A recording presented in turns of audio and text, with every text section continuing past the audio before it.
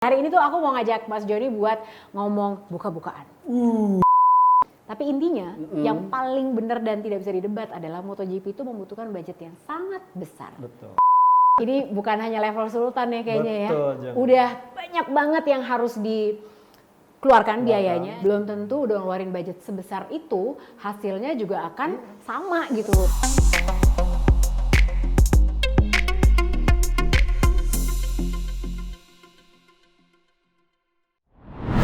Hai Pedok Crew, aku Lucy Wiryono, selamat datang di Pedok Talk. Dan hari ini aku bersama dengan Mas Joni Lonomulya. Akhirnya kita bertemu lagi. Nah gini, hari ini tuh aku mau ngajak Mas Joni buat ngomong buka-bukaan. Buka-bukaan budget. Kirain buka-bukaan apa? Enggak, jangan. Buka hati yang paling penting ya. Iya. Tapi buka-bukaan budget. Karena gini, budget itu menjadi salah satu concern yang paling serius. Betul. Apalagi pasca kemarin Suzuki menyatakan akan mundur di akhir musim 2022 gara-gara budgetnya terlalu besar untuk ikutan MotoGP. Terus di luar sana banyak banget yang bilang gini, tapi motor aku Suzuki loh. Emang gak cukup? Ya gak cukup lah. Gak gitu. Masalahnya Suzuki itu bukan hanya sekedar dilihat dari penjualannya di Indonesia gitu. Banyak banget sebenarnya kan. Jadi faktornya tuh banyak sekali yang menentukan. Karena memang, tapi intinya yang paling benar dan tidak bisa didebat adalah MotoGP itu membutuhkan budget yang sangat besar. Betul. Bener gak? Setuju. Ya kan? Nah, aku tuh sebelum ngomongin ke budgetnya, kita kenalan dulu. Karena banyak juga yang di luar sana nih, yang baru-baru nonton MotoGP, ada pertanyaan yang masuk juga ke kolom YouTube kita. Bedanya apa sih kalau tim pabrikan sama tim satelit? Coba Mas Joni, kita cerita tentang tim di MotoGP itu ada apa aja? Tim pabrikan dulu deh. Ya, tim pabrikan ini pastinya dengan istilah nama pabrikan, ini tim yang istilahnya disupport langsung oleh si pabrikannya. Dalam hal ini ya pusatnya atau headquarternya. Sebut saja kayak Yamaha, berarti Yamaha Motor Corporation langsung support. Honda dengan divisinya Honda Racing Corporation langsung support. Dengan dukungan ini tentu ada kayak semacam gengsi, tendensi tertentu, objektif tertentu bagi si pabrikan untuk ikut di ajang MotoGP ini apa? Tidak hanya semata-mata prestasi juara dunia atau apa, tapi mereka juga menjadikan ajang ini tanda petik sebagai ajang promosi, Jeng. Kalau kita di WSBK ingat win Sunday, selling in Monday, di MotoGP pun akhirnya itu bergeser. Itu sebabnya kemudian sempat terjadi tanda petik nama besar MotoGP jauh lebih besar daripada World Superbike. Betul. Dan ini mulai terbukti kemudian pada saat perubahan dari 2 tak ke 4 tak, ini benar-benar kerasa. Kemudian produsen pabrikan juga melakukan perubahan dari awalnya produksi massal motor 2 tak menjadi 4 tak. Ini menjadi kayak semacam hubungan yang sangat erat antara produsen dengan si konsumen. Ya paling gampang kalau kita ingat bagaimana Yamaha menjadikan seorang Valentino Rossi pada saat dia belum pernah menang, kemudian menarik Valentino Rossi dan kemudian dijadikan bahan promosi untuk penjualan motornya. Itu terbukti dikdaya. Dan bahkan ya kita sempat bahas juga bahwa saat Valentino Rossi itu jaya-jaya dengan Yamaha, kemudian Yamaha menerbitkan motor dengan sosok Valentino Rossi, itu di pasar itu disebut, gue pakai motornya Valentino Rossi. Bener. Padahal motornya itu motor bebek, tapi dipakai bukan yang dipakai race. Bukan dipakai race. Tapi image-nya. Itu. Iya benar. Ingat gak sih, maaf aku potong Jan, waktu kita masih siaran zaman-zaman Valentino Rossi itu. Jadi ya kalau dulu Valentino Rossi menang, atau Jorge Lorenzo deh pas mereka masih satu tim tuh. Betul. Hari Minggunya menang, besokannya hari Senin di koran, itu langsung ada iklan yang keluar. Ya kan? Kita selalu bilang itu ya, besok iklannya di koran pasti gede banget nih, 1 halaman biasanya gitu ya. Iya, dari kembali ke MotoGP ini mau nggak mau butuh istilahnya ya yang namanya harus berprestasi, mau nggak mau harus mengerahkan seluruh kemampuan. Dalam hal ini riset, teknologi, semua yang mereka miliki harus dikeluarkan. Itu sebabnya tanda petik motor MotoGP ini namanya prototype. Sebenarnya bukan prototype dalam artian motor yang ini, tapi ini benar-benar motor yang dibuat oleh pabrikan Yamaha, Honda yang terbaik demi gengsi agar mereka bisa tampil berprestasi. Itu kan kalau tim pabrikan. Tim pabrikan. Nah, kalau tim satelitnya berarti? Ya, ini kita lihat pabrikan MotoGP, pabrikan roda 2 di dunia itu ada berapa sih? Gitu. Nah, dengan kemudian ada format nih, dibuatlah tim satelit. Tim satelit ini sebenarnya istilahnya tim yang menyewa. Menyewa dalam artian karena untuk membeli, jadi kita di dua era dulu, di era MotoGP 4 awal-awal 2002 sampai 2011 itu si tim MotoGP memberikan istilahnya sewa atau leasing motor MotoGP kepada tim pabrikan, kepada tim satelit. Nah artinya dananya tidak terlalu orang nyewa, dan artinya dengan sewa ini juga ada kayak semacam klausul di mana apa nih yang dia dapat. Nah artinya kalau namanya nyewa ya udah motor itu seharga itu yang kalian dapat. Makanya kalau kita teknologinya juga nggak se-advance tim pabrikan. Akhirnya ya mentok, jadi kadang-kadang ya second grade, makanya tidak bisa tampil menyamai tim pabrikan. Nah beralih kemudian perkembangan zaman, Dorna melihat bahwa ya kalau kayak begini ntar pabrikan mulu dong. Padahal ya takutnya berkaca kepada kasus Kawasaki mundur, kalau pabrikan Kawasaki aja mundur, tidak menutup kemungkinan pabrikan yang lain mundur. Betul. Makanya dia coba memperkuat bagaimana menghadirkan banyak-banyak tim satelit atau tim independen, dan caranya pun berbagai macam rupa tuh, sampai dibikinlah asosiasi Independent Racing Team Association, kemudian juga mereka membuat istilahnya klasemen pembalap independen. Klasemen ini untuk mencoba gimmick agar ada tim independen mau masuk dengan asumsi pabrikan nanti keluar. Nah, cuman memang lagi-lagi dibutuhkan ke kontribusi dari tim pabrikan. Nah, di situ dimulailah istilahnya si tim independen atau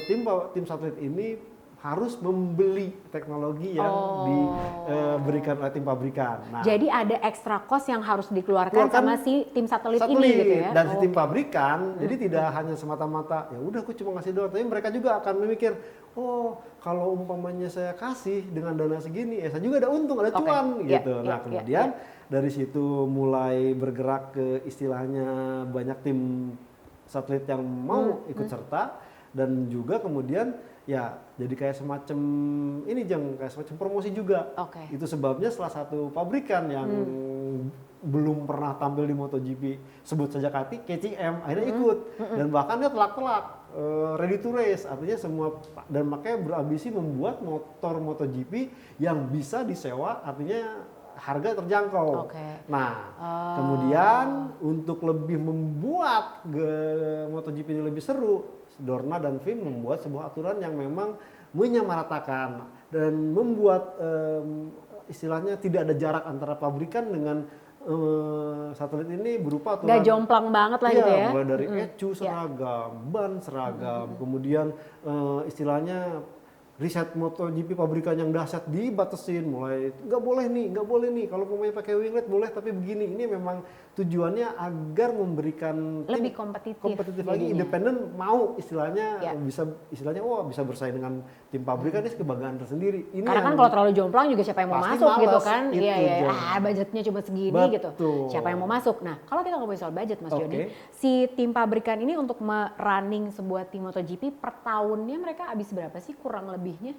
Kurang pabrikan lebih itu ditaksir, karena yang berdasarkan terakhir itu kan yang paling murah banget itu ya kemarin tim RNF itu sekitar 11 sampai 13 miliar euro. Dan kalikan 10 kali lipat. Artinya bisa 110 sampai 130 miliar euro. Yang benar. Betul. Karena apa?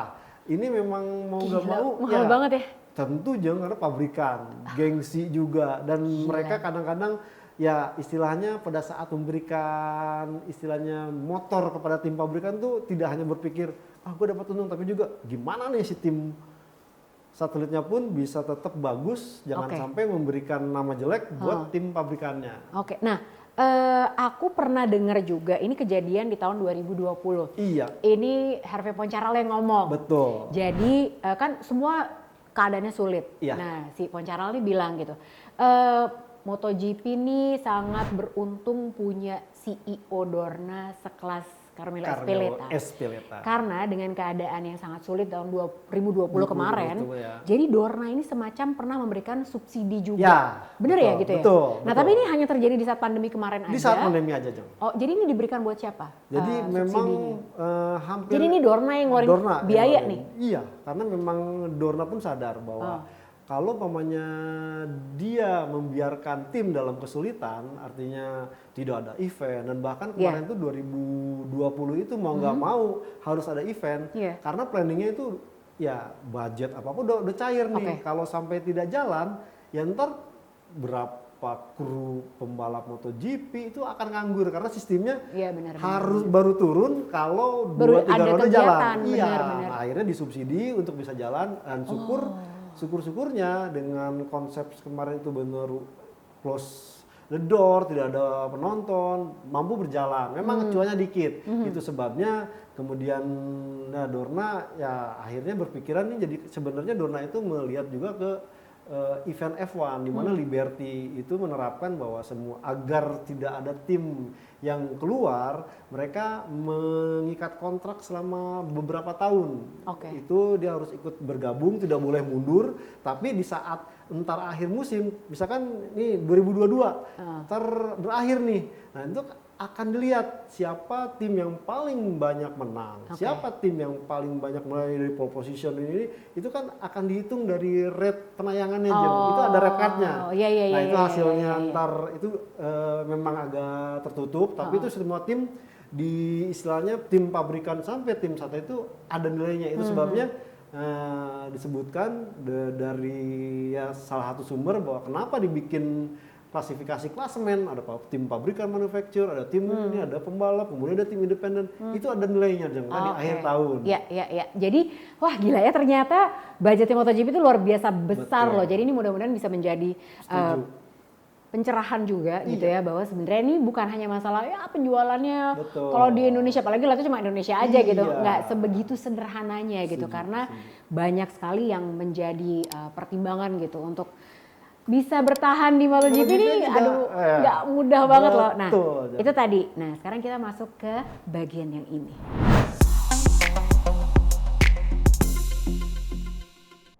Nah bagian yang ini adalah, tadi kan kita udah ngomongin budgetnya. Nah terus udah gitu orang-orang di dalamnya. Kita mau ngomongin soal crew chief.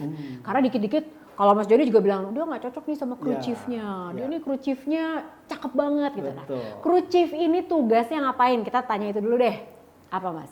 Ya paling gampang adalah dia menerjemahkan apa kata si pembalap kepada engineer-engineernya, kepada settingan motornya seperti apa. Nah si crew chief ini nanti akan membagi nih ke mekaniknya, siapa yang bagian elektronik, siapa yang bagian mesin, siapa yang bagian penggantian ban. Dia dirijen lah gitu ceritanya. Ya, ini sebenarnya dirijen dan ada yang bagian suspensi. Benar, dia dirijen. Jadi dia harus bisa tidak cuma hanya dekat, tapi dia mengenal semua karakter. Jadi kalau saya ambil contoh adalah Frankie Carcedi yang menjadi crew chiefnya Joan Mir saat menang di 2020. Dia awalnya hanya sebagai teknisi suspensi di Superbike Inggris, tapi dia berani menerima tantangan.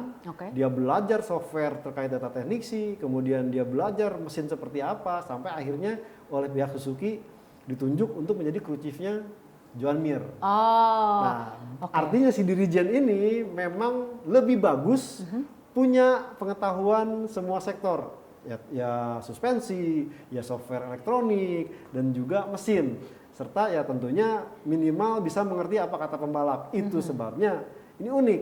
Joan Mir itu pembalap Spanyol. Frankie Carcedi meskipun namanya Italia, ini orang Inggris. Jadi ini kalau ngobrol sama Italia, British banget ngomongnya. Oh gitu. Nah dia seringkali memberikan informasi lewat Twitternya. Memang tidak seperti se-ekstrim Alex Briggs saat di Valentino Rossi, tapi dia menjelaskan bahwa seorang pembalap itu akan ketahuan dia hebat atau apa dengan cara dia memberikan informasi yang lugas, jelas, dan tepat sasaran. Jadi sebenarnya keberhasilan dan kesuksesan si rider ini bukan hanya tergantung crew chiefnya juga, tapi si ridernya ini juga kunci banget untuk bisa berkomunikasi. Nah itu alasannya juga tuh kalau misalnya mau ada rider-rider Indonesia yang mau maju ke kancah internasional, bahasa Inggris harus amat menguasai, terutama teknis. Ya nggak sih? Jadi sebenarnya ini bisa menjadi jawaban pertanyaan orang-orang juga yang kenapa sih kalau rider-rider Indonesia kok kayaknya sulit sekali untuk bisa mengukir prestasi, karena bukan nggak ada skillnya loh, tapi ya itu ya komunikasi segala macam. Kadang-kadang itu menjadi batasan yang paling besar, ya nggak sih John? Ya bayangkan kalau kita ambil salah satu akademi balap VR46 Racing Academy, ini menjadikan bahasa Inggris itu salah satu kurikulum yang wajib dikuasai. Oh gitu. Dia setiap ketemu nih, ya sekarang-sekarang aja karena Valentino Rossi udah ini nggak terlalu terekspos banget. Kalau dulu waktu Valentino Rossi ini pasti ya si pembalap ini Sebastian Vietti yang awalnya terus ini sekarang udah Fasi ya. Iya sih ya. Bagaimana seorang Luca Marini ya masih ada ciri khasnya Alora kayak Rossi tapi lancar dan Iya, bagaimana seorang Franco Morbidelli yang wah benar-benar ini emang ada kurikulumnya. ada kurikulumnya dan Oh, harapannya iya, sih iya. ya ya mungkin pembalap Indonesia kalau ya ingin berkancah ke internasional mungkin bisa belajar bahasa Inggris yang bukan cuma istilahnya ya kuliah Iya, atau iya, ini, ya bukan itulah. Nggak bahasa Inggris yang kayak gitu nih, teknis Ya benar, banget. ini benar-benar Iya, bahasa iya, Inggris iya. yang sesuai dengan Oke. kebutuhan sehingga pada saat berkomunikasi baik ke kru chief atau ke mekanik bisa dipahami dengan Detail. Benar. Betul. Nah, satu pertanyaan singkat nih, Mas Joni. Siapa kru chief yang menurut Mas Joni, menurut pandangan Mas Joni Iya. ini keren banget dan dia benar-benar menguasai semua sektor yang benar-benar harus dioptimumkan dari sebuah motor. Siapa? Jadi ada beberapa sih Jeng kalau kita lihat. Satu dong. Oh, satu. Pokoknya yang menurut Mas Joni tuh, wah dia tuh jago banget. Aku tahu pasti susah sih. Susah. Galbusera? Gabusera kan pada saat Ramon kembali Forsada? dengan Valentino Rossi nggak? Ramon Forsada sebenarnya luar biasa. Tadi aku mengharap banyak sih dengan Galbusera dengan Valentino Rossi sebenarnya. cuman kan Nggak tidak jadi. Malah dia lebih bagus dengan jadi Iya, iya. Burgess waktu Iya, itu. benar-benar. Sebenarnya Nah, ya, itu Burgess. dia, Burgess sebenarnya. Dia legendary banget sih ya. Legendary karena boleh Iya. dikatakan ya saya bilang bahwa dia awalnya kan besar di era dua tak yang memang Iya. dia bukan seorang kru chief pada saat di dua tak bersama Michael Doohan, dia murni tuner, artinya motor yang dikembangkan itu dua tak dia tune semaksimal mungkin, dia olah, jadi benar-benar ada keterampilan pribadinya bagaimana mengubah istilahnya lubang buang, terus kemudian dinding silinder itu dilakukan tuning oleh seorang Burgess, Wah. kemudian ditunjuk untuk menjadi kru chief Valentino Rossi di era MotoGP 4 tak, ini luar biasa. Cakep sih dia. Dia emang dan salah satu perpisahan yang paling bikin Iya, patah hati Betul. gitu ya. Nah, kalau ada crew chief, aku sebenarnya ada pertanyaan yang jadi orang-orang banyak yang kepo lah gitu ya. Iya. Mereka udah pasti bukan crew chief gitu ya. Bukan. Ada Uccio, kalau Valentino Rossi punya Uccio, iya, kalau iya. Fabio Quartararo punya Tom. Iya.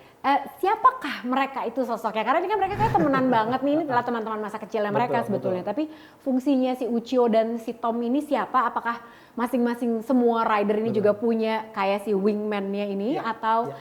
emang mereka berdua aja nggak semuanya punya? Banyak sebenarnya ada, nggak Oh, gitu. cuman Tapi kayak paling high yang exposure paling aja high ya. exposure emang Valentino Rossi dengan Uccio dan Fabio Quartararo dengan Tom karena mereka memang teman kecil. Iya. Ini ada kondisi di mana memang seorang pembalap butuh istilahnya distraction, artinya distraction bukan soal untuk ini bagaimana dia menenangkan diri dengan keberadaan teman dekatnya ini. Oke. Nah, Tapi secara teknis sebenarnya dia nggak memberikan kontribusi dong. Teknis tidak terlalu ini, cuman ini memberikan istilahnya ya highlight atau juga insight buat mereka bagaimana ya dengan berbagai macam masukan yang begitu teknis. Kemudian dengan adanya Tom atau Uccio ini diterjemahkan dengan istilahnya gaya temen gitu. Oh, gitu. Lu pasti begini, bisa begini. Iya, iya, Jadi iya, dia iya, merasa iya. agak Oke. sedikit confident, kemudian juga percaya diri dan nyaman. Ya, Dan ngerti. kalau bukan selain dari Tom dan Uccio itu kalau kita lihat Bagnaia itu adeknya. Oh iya, Carlo benar. Bagnaia. Benar. Ini karena memang ya ada itu pacarnya bukan tuh adeknya dan ini adeknya tahu banget seorang karakter Pecco Bagnaia bagaimana ini menenangkan, kemudian memberikan confidence dan memang beberapa pembalap lainnya Selalu punya orang terdekat gitu punya ya. orang terdekat. Oh gitu, tuh jadi bukan pacarnya Pecco, jadi kita Bukan. masih bisa kejar, nggak gitu, nggak gitu juga. Ya, Pecconya sih udah punya pacar, Iya, kan Pecco udah punya selalu bilang. pacar, iya, kan udah sering dipamerin. Iya, Kadang aku baper juga, betul. ya kan. Nah, abis ini ada yang ini.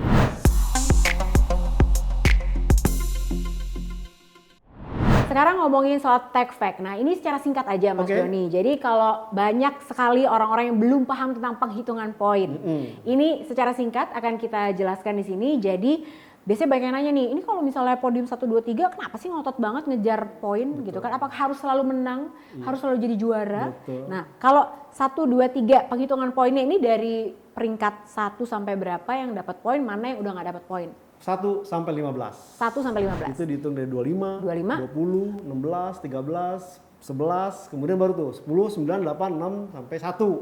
Makanya pokoknya paling enggak mereka tuh harus masuk 15 ke besar. 15 besar Betul. supaya tetap dapat poin. Dapat poin. Oke, nah itu ya tadi ya udah tahu. Nah terus kalau misalnya untuk penentuan jadi juara Oke. dunia, itu minimum poinnya emang berapa sih? Selama itu masih katakanlah dekat-dekat masih seperti ini belum bisa menentukan juara dunia. Tapi biasanya di 2-3 ronde terakhir, seandainya berselisih mulai 50 poin atau 75 poin, maka di ronde kedua terakhir dipastikan yang punya selisih lebih dari 50 poin ini menjadi juara dunianya. Oh, jadi akhirnya dihitungnya bukan poin minimum yang sudah Bukan. diraih berapa, tapi Selisih selisihnya. dengan pembalap misalkan Nomor duanya. duanya itu. Oh gitu. Nah berarti kalau misalnya sekarang biasa-biasa tuh soalnya cuma 17 ronde gitu kan, cuma 17 seri. Iya. Sementara sekarang ada 22. Berarti penentuannya Yang masih nanti di flyaway races yaitu kira-kira kalau enggak di Phillip Island, Hah? Jepang, Phillip Island atau di Malaysia. itu bisa jadi penentuan. Bisa jadi penentuan. Nah kecuali Betul. kalau memang benar-benar poinnya tipis-tipis banget. Tipis-tipis, cuman istilahnya sampai Malaysia masih ada selisih 25 poin. Ini Oke. mengingatkan kita 2019 Iya. antara Dovizioso dengan Marc Marquez. Iya benar-benar. 25 poin ya, sayangnya Valencia Dovizioso tampil tidak begitu bagus. Oke, nah berarti apakah penghitungan poin ini juga sama dengan untuk tim dan juga konstruktor? Sama juga atau gimana? Kalau tim ini diambil katakanlah sama sebenarnya 1 sampai 15, tapi ini kan tergantung karena Ducati katakanlah bisa finish di 1 2 3 4. Ya. Nah, hanya diambil yang terbaik. Oh, Nah, oke. kemudian apesnya nih katakanlah Yamaha di posisi 5, ya dia mendapat poin di posisi 5. Oh gitu. Jadi kalau lebih umpamanya susah hitungannya lebih ya. susah, tapi tetap satu yang ditentukan. Oke. Nah kalau tim karena ada 2 pembalap, makanya sial waktu dulu cuma ada 1 pembalap. Ini di penggabungannya. Misalkan pembalap katakanlah Ducati kemarin bisa finish 1-2 misalkan nih Francisco Bagnaia Jack Miller, berarti dia mendulang atau menyumbangkan poin buat tim 25 plus 20, 45 maksimum. Oh, Itu jadi untuk tim. berdasarkan poinnya yang diraih di podium gitu. Iya, oleh kedua pembalapnya. Oh, I see. Makanya semua Oke. pembalap nih yang dari tim berusaha untuk bisa finish. Karena selain untuk pribadinya mendapat poin, ini juga memberikan kontribusi kepada timnya. Luar biasa ya ternyata ya. Terima kasih banyak loh Mas Joni Sama-sama, informasinya. Jan. Jadi ternyata dari hari ini kita ngobrol-ngobrol sama Mas Joni, kita bisa menyimpulkan bahwa memang ternyata untuk bisa ikutan MotoGP ini apalagi punya tim pabrikan. Aduh itu bener-bener deh. Ini bukan hanya level sultan ya kayaknya ya. Betul, Jan. Udah banyak banget yang harus dikeluarkan biayanya dan juga tentunya ini tidak selalu berbanding lurus dengan penjualan. Belum tentu udah ngeluarin budget sebesar itu hasilnya juga akan sama gitu. BEP lah gitu istilahnya Ya, kalau buat. BEP. Ya udah belum tentu dong belum gitu. tentu, Jan. Nah jadi ya itulah makanya kita sebagai penonton gak usah banyak protes. Ya kan? Kita nikmati aja. Terima kasih banyak sekali lagi Mas Sama-sama, Joni. Jan. Dan Pedok Crew jangan lupa nih kita hari ini sampai sini dulu. Tapi kita masih banyak lagi konten-konten yang seru lainnya. Jadi pastikan untuk like, subscribe dan juga untuk di reshare juga ke teman-teman yang lain. Dan silakan dikasih ide buat aku, buat Mas Joni, buat teman-teman aku semua yang nonton mungkin ya di sini untuk aku punya saran, aku punya ide atau apapun juga silakan dituliskan di kolom komen. Kita ketemu lagi di episode selanjutnya. Thank you. Bye. Mwah.